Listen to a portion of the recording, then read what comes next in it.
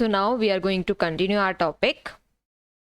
हमने डिस्कस किया कि हम वेक्टर स्पेस कैसे प्रूफ कर सकते हैं, या हमें कुछ दिया हो कोई ऐसे हमें वेक्टर एडिशन या स्केलर मल्टीप्लिकेशन दिए जहाँ हमें प्रूफ करना है वो वेक्टर स्पेस नहीं है, तो हम कैसे प्रूफ करते हैं. There is one important result that every field is a vector space over itself. हर फील्ड अपने आप के ऊपर भी एक वेक्टर स्पेस होता है, हमें ये प्रूफ करना है. ये हम कैसे प्रूफ करेंगे?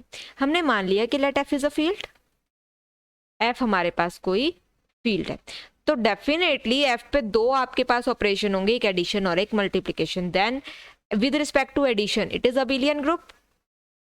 इसका मतलब हमें इसकी पहली 5 प्रॉपर्टीज जो अबिलियन ग्रुप की होती है वो प्रूव नहीं करनी. अब हमें क्या प्रूफ करना है? एफ को एफ के ऊपर वेक्टर स्पेस. दैट मीन्स हमें स्केलर मल्टीप्लिकेशन की प्रॉपर्टीज प्रूफ करनी होती है. सो लेट, हमने कहा alpha is scalar and you is vector, but in that case alpha और यू दोनों के दोनों होंगे तो फील्ड में ही, एफ से बाहर तो नहीं होंगे. सो देयरफॉर इनकी जो मल्टीप्लिकेशन है अल्फा इंटू यू वो भी तो एफ में होगी. तो स्केलर मल्टीप्लिकेशन हम इनकी जो फील्ड की प्रोडक्ट है उसको डिफाइन कर देते हैं. अब प्रूफ क्या करना है? अब मुझे दो एलिमेंट्स अल्फा और बीटा लेने हैं स्केलर्स, मैं इन्हें स्केलर ही लिख रही हूँ, और यू और वी भी वैक्टर्स, मैंने वैक्टर्स ही लिखे हैं. मैं ये भी लिख सकती थी ये एफ में से हैं और ये भी एफ में से हैं. उस केस में आपके लिए कंफ्यूजन हो जाती कौन से मैंने स्केलर्स लिए कौन से मैंने वैक्टर्स लिए. मैंने अब डायरेक्टली लिख दिया that these are scalars, these are vectors, but you know that this is also belongs to F, these also belongs to F. ठीक है, ये सारे के सारे जो एलिमेंट्स हैं दे बिलोंग्स टू एफ. अब हमें क्या प्रूफ करना है? अब हमें इसकी प्रॉपर्टीज प्रूफ करनी है. तो और first property is alpha into you plus v. तो ये क्या है? ये तो फील्ड आपके पास हमेशा रिंग होता है, रिंग होता है तो उसके अंदर डिस्ट्रीब्यूटिव प्रॉपर्टी होती है alpha you plus alpha v, क्योंकि तीनों एलिमेंट्स एफ के हैं. उसी तरीके से अब हम एक काम और कर सकते हैं, हमने क्या लेना है? Alpha plus beta into you लेना है. ये क्या हो जाएगा? Alpha u plus beta you. ये भी क्या है? फील्ड की डिस्ट्रीब्यूटिव प्रॉपर्टी. हमें यहाँ पे कंडीशन लिखनी है कि हम कौन सी प्रॉपर्टीज लगा रहे हैं, राइट?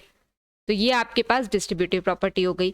फिर अगर मैं लिखती हूँ alpha beta into you, that is alpha into beta you. ये फील्ड की कौन सी प्रॉपर्टी है? ये फील्ड की प्रॉपर्टी एसोसिएटिव प्रॉपर्टी है, मल्टीप्लिकेशन में एसोसिएटिव होता है. तो ये प्रॉपर्टीज तो हमारी होल्ड करगी. और 1 इंटू यू निकालेंगे तो वो भी 1 into you is always equal to u. तो ये भी प्रॉपर्टी आपकी होल्ड कर गई. ये आपके पास फील्ड की आइडेंटिटी है, यूनिटी की प्रॉपर्टी, राइट? तो इसका मतलब ये सारी की सारी क्या है? These are properties of field. हमने फील्ड की प्रॉपर्टीज लगाई हैं क्योंकि ये सारे के सारे एलिमेंट एफ के थे. लेकिन कहा मैंने ये कि इस केस में ये जो है ये फील्ड है और ये जो है ये क्या है? नॉन एम्प्टी सेट वी का काम कर रहा है, बट है वो सेट एफ ही. तो every field becomes a vector space over itself.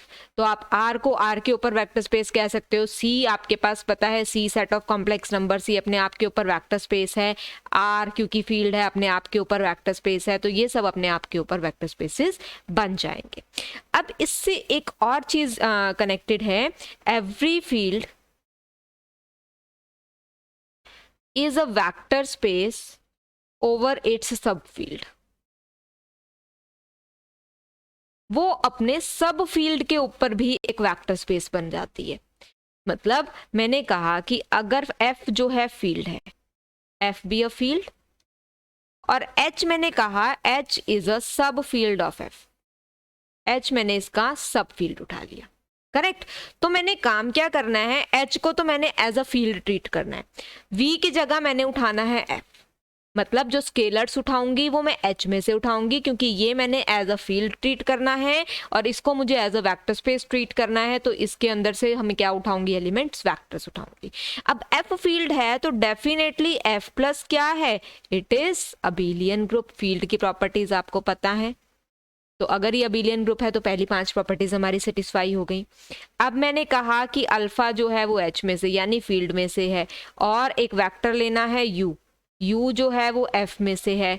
तो इसका मतलब अल्फा अगर एच में है, एच भी तो एफ में कंटेन्ड है, दोनों एलिमेंट एफ के ही तो हो गए.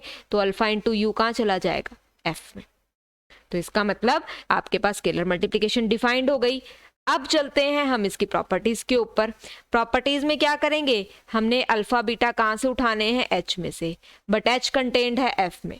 यू और वी कहाँ से उठाने हैं, एफ में से। तो है तो सारे एलिमेंट्स अभी भी एफ के ही, तो आपके पास कंडीशंस क्या हो जाएंगी, alpha into you plus V is alpha you plus alpha V, alpha plus beta into you is equal to alpha you plus beta you.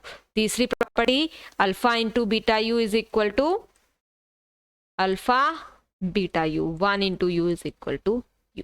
ये सारी कौन सी प्रॉपर्टीज थी, फील्ड की, बट यहां हमने इसको कैसे लिखा है, as the properties of vector space. तो हर फील्ड अपने आप के ऊपर एक वेक्टर स्पेस होता है, हर फील्ड अपने सब फील्ड के ऊपर वेक्टर स्पेस होता है।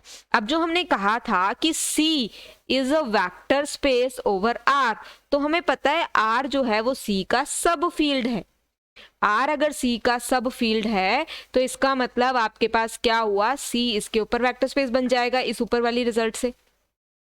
ऐसे ही हमें एक चीज और पता है, हमने इसको भी फील्ड की प्रॉपर्टीज में ये प्रूफ किया था, A प्लस रूट 2B, इस तरह की भी हमने रिंग्स प्रूफ की थी। ये भी आपके पास क्या बन जाएंगी, वेक्टर स्पेस ओवर R। ठीक है, इन्हीं कंडीशन से ये बन जाएंगी। क्योंकि अगर आप यहाँ पे सिर्फ रिंग की प्रॉपर्टीज भी ले लो, क्योंकि इनवर्स तो हमने निकाला ही नहीं, हमें सिर्फ इसके लिए फील्ड चाहिए ना, इसके लिए फील्ड चाहिए। जो बड़े वाली सेट है इसके लिए हमें फील्ड नहीं चाहिए। ठीक है, जो आपके पास H है ये सब फील्ड होना चाहिए, it must be a field.